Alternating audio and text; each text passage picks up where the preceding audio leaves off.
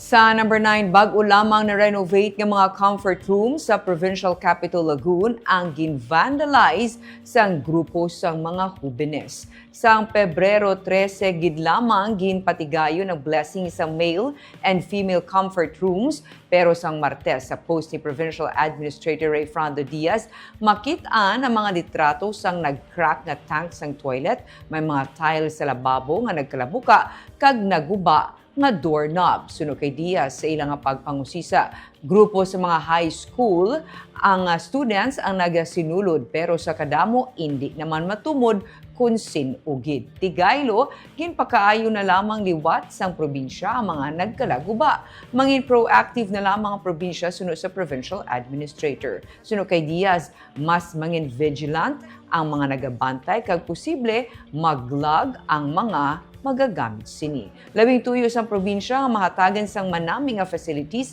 kag ma-enjoy man ang kaayo sa sini kuntani. Wala pa magsumad isa ka bulan na halita na. They're already going to replace the doorknob, put on the tiles na get removed, and then perhaps replace the tank on the water closet na ginguba, ginlitik nila, no? So anyway, why kita may mahimo, no? But to be proactive next time, ang aton nga mga guards, aton nga attendant sa aton nga CR aramanda, but I think kinahanglan a little bit more vigilant.